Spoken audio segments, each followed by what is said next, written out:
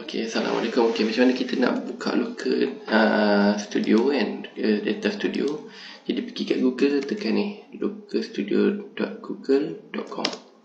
Okay, lepas tu akan muncul macam ni lah. Okay, cuma bila kita tekan ni, dia tak connected terus dengan data tu. Okay, salah satu cara lagi adalah macam ni. Kita pergi dekat Google Sheet contoh. Kita buka siap-siap dulu.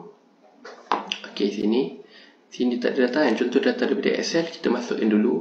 Saya import dulu Saya import, upload, browse, download. Okay, customer data ni database lah kan. Okay, replace spreadsheet.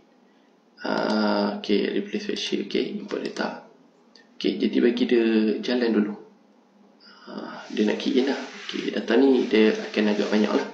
Nampak macam tu. Okey, jadi ni dalam bentuk Google Sheet.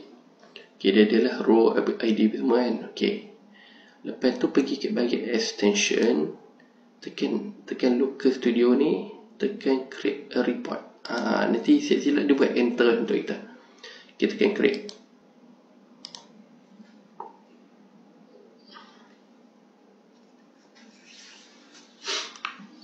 Nanti dia akan create lah. Okey, kalau tadi kita terus buka sini kan, kita buka ni untuk masukkan data.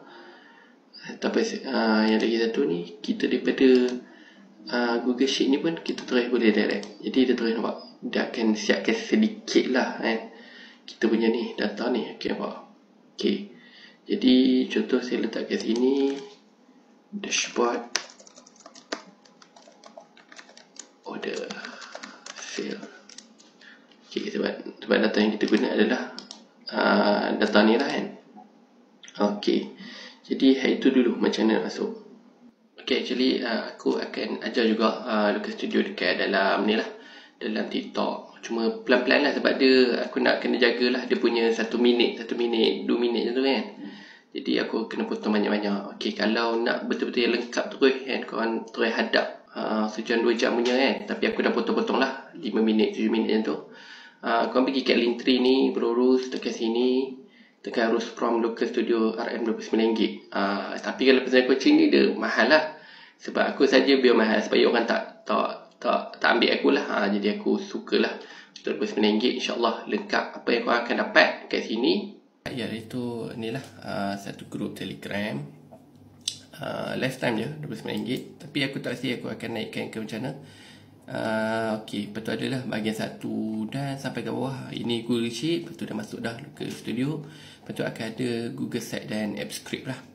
Okey, selamat belajar.